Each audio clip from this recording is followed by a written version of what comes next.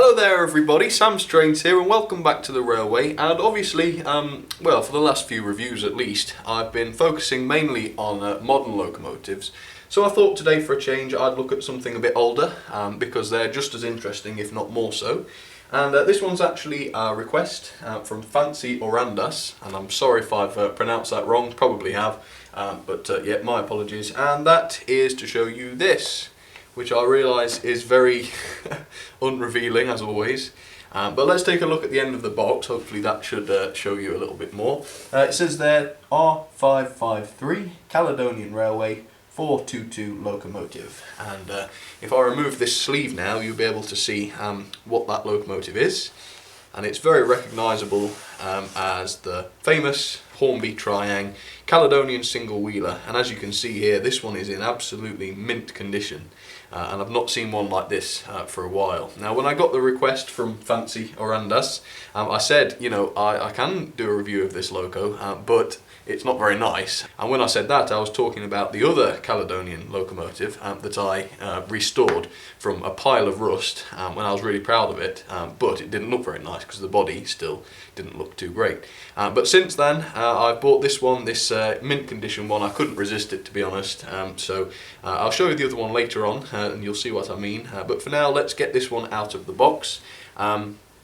Now when you're getting them out of the packaging like this, you have to be careful not to disturb these metal bars on the cab, because I did that and I've had to glue it back in place. So you really have to sort of pull it here, but I really don't like this packaging. It's very good, but you just feel like you're scratching things when you're taking things out of it. So here we go.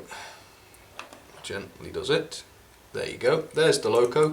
Lovely single wheeler, of course so named because there's only one set of driving wheels, but of course it is a myth that it's a single wheeler truly, because it's of course got two. Yeah, so that's the locomotive. More on that in a second, and let's get the tender out. Lovely blue tender with the Caledonian crest on the side there. And it's a very, very good tender. As you can see, it's in excellent condition, and I'll review that in a little bit more detail in just a moment. But first, there's even more inside here. If we take out this plastic sleeve, I'll very briefly show you what's underneath. Oh dear, that's a bit worse for wear, isn't it? Looks like that's been done with a soldering iron. You've got this, the service sheet. Now if this is the date, which it could be I suppose, that would make the loco date back from the 15th of December 1971. So I don't know if that's true or not, and the previous owner is written on here as well, Caledonian 422, very helpfully I'm sure. And there's all sorts of different well, servicing instructions and whatnot, how to fill up the smoke units, not that there is one in here, and how to use the controller. And there's all these beautiful diagrams of all different sorts of locomotives, and Hornby hasn't changed, have they? They still like to include every loco they do on one sheet and try and cram it in somehow, but you know, that's all fair enough, but it is all very nicely done. And I do love it when I open a box and this sort of thing is still in there. It's wonderful anyway, but still, that's not what we're here for, of course. So let's move on to the review of this loco and its tender, and later on of course we'll get her running for you. And yeah, it's a real good find, this is. So be right back, I'll put her up onto the white background and I'll get it reviewed for you. Alright, so there she is up on the white background, looking very lovely and very elegant. She was affectionately known apparently as the Caledonian single number 123, and you can see the number 123 written on there. And you'll notice she's not really described as any class as such, and that's because she wasn't really designed for any class. She was a unique locomotive designed for exhibition work. Later on, when she joined, well, when she was absorbed into the LMS, she was given a class number, which was a 1P, but that didn't come till much later. So anyway, this locomotive, the Caledonian single, was built by Nielsen and Company in 1886, and as I already said, it was unique, designed for an exhibition. She had a top speed of 56 miles an hour and ran on only two driving wheels, which were 84 inches in diameter, which is 7 feet, making them very, very, very large wheels indeed. She was absorbed by the LMS and entered service there in 1923, and as I just said, classified as a 1P. She was actually retired during the 1970s, and she's now on static display in Glasgow in a museum called the Riverside Museum, which means she's not run for many years now, which is a shame, and as we've seen with the Flying Scotsman quite recently, locos can be restored, but obviously somebody decided that this one wasn't to be restored. So let's take a look at the model anyway, and bear in mind that this was designed during the 1960s/70s, making it, you know, a very, very old design. But look at all the moulded detail, it's brilliant, isn't it? Just in front of the cab, you've got all that moulding. I'm not sure what it is, but there's sort of pipes and such, and also around the front there's a little pipe coming out from, well, I don't know, is that a water tank or something? Don't know, could be. And as you can see, there's a lot of rivets too down under the end of the boiler. There's not a terrible amount, but it still looks very, very elegant as well, and she's beautifully painted. As you can see, there's this sort of brown paint which covers the bottom sort of areas with all the steps and the walkways around the loco, but then the rest of it is painted in this gorgeous Caledonian blue livery with the white stripes, which looks absolutely gorgeous. It's a little bit like BR Blue, isn't it? But of course it's Caledonian, and you've got also the Caledonian crest there over the main wheel arch, which is very, very neatly applied for its age. You know, fantastic. And as I said, also on the side of the cab you've got, let's see if I can read this, Caledonian Railway 123. Clear as day really, so finely done. And as you can see, that's surrounded by sort of white stripe as well. And there's also, I don't know, would you call it a handrail or a support for the roof on the left there, which is metal, and I've already you know, described those as being quite delicate, but they are a nice separately fitted touch as well.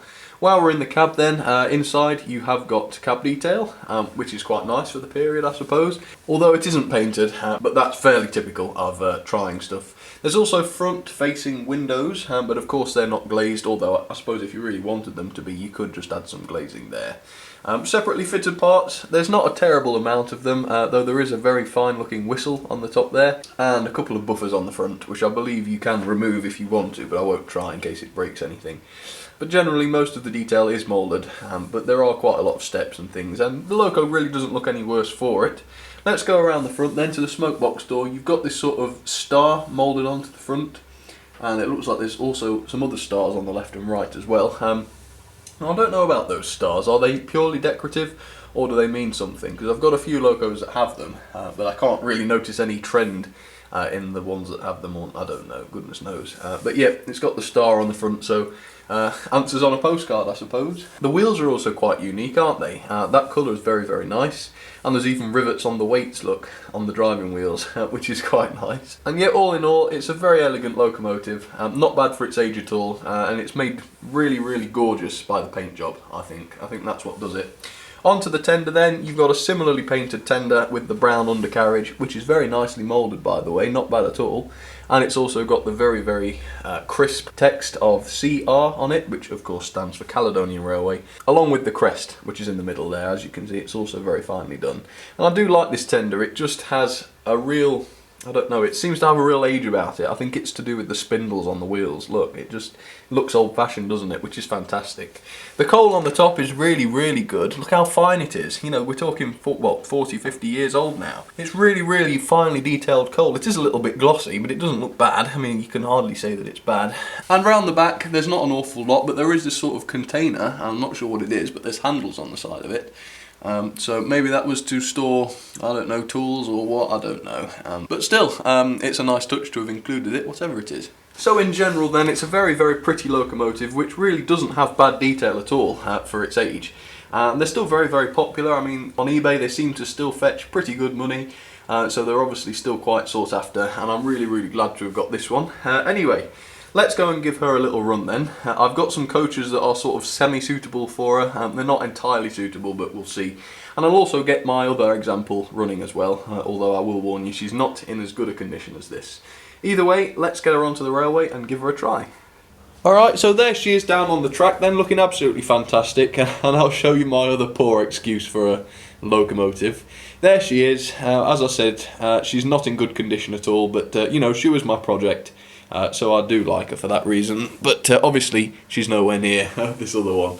And on the back of that other one then, there's some Gresley coaches. Now of course they're not really the right coaches at all for her, but they do somewhat resemble the sort of clerestory coaches that she might have pulled back in the day. So that's why she's running those. For this better one then, I've decided to use some LMS coaches, some of the little baby ones, and I suppose that's acceptable because she was an LMS locomotive for a while, so these coaches might be the sort that she pulled at one time, or at least that's the excuse I'm using anyway. So let's give her a little try then. And actually the motor that's inside these is a lot smaller than the XO4, and I don't think it's any better. I think the XO4 is quite superior to this motor. So they're not perfectly smooth, they're not bad, they've both been serviced, and you know, they're not terrible, but you know, it is what it is. So I'm just going to go around to the controls and give her a little bit of juice forwards and backwards. I'm not sure what direction she's setting, so we'll just see. Backwards first. Not bad. It's not exactly smooth, and they are very, very fast motors. You know, they can go at some serious speeds, so they're not exactly high torque. They're just very quick. Back again into shot. There you go. Right, I'll move the camera then, and we'll couple up to the coaches, and we'll see if she'll pull them away. And I know for a fact that this won't work because the couplings are at different heights, but never mind. There you go. So there she is. Coupled to the coaches by hand now, because the couplings are slightly different heights. But yeah, they're not bad locos, they're pretty good runners, although the design isn't brilliant, because what happens is, when you put the bodies on, there's not a lot of clearance between the body of the loco and the brushes. So sometimes if the wires are sticking out a little bit, or the brushes have got some solder on them, the body will push the brushes away from the commutator, which of course makes the loco look like it's broken. But then you can take the body off and it'll work just fine.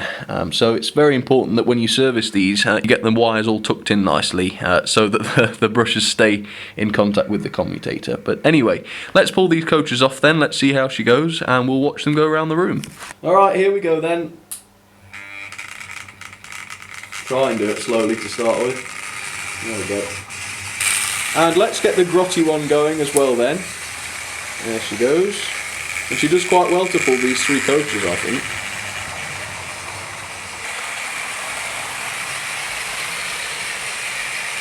And these are set to half speed, and as you can see they're going very, very fast.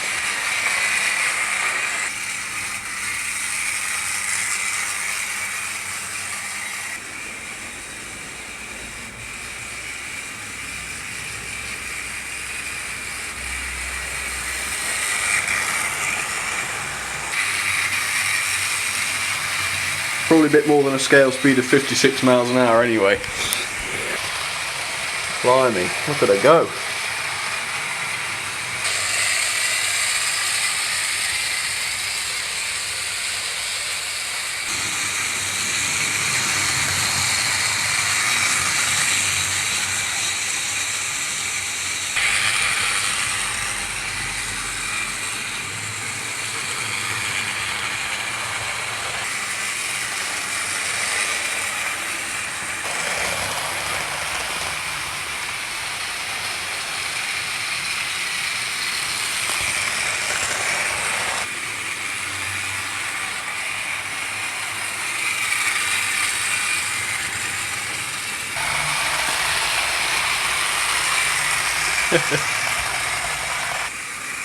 And the trouble is you can't really run them slowly because they die on the points, so they're just fast locos, unfortunately.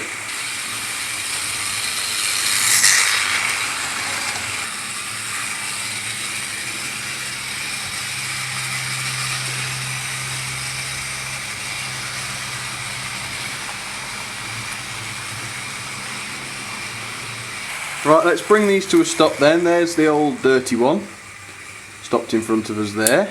And here's the other one, cruising in. There she goes. And I'll just give you one last look at them before I end it. And while I do so, I'll just say thank you all very much for watching. I hope you enjoyed seeing one of these older locomotives. And, you know, hopefully you can see how lovely they are and how well they run and whatnot. And if you did enjoy the video, please don't hesitate to leave a like or even a comment on the video, just to let me know that you liked it, because I love hearing from you all. Or you can also check out the Facebook and Twitter pages at facebook.com/samstrains and twitter.com/samstrains. It'd be great to see you on there, but for now I'll say goodbye and see you all next time. Cheers everybody.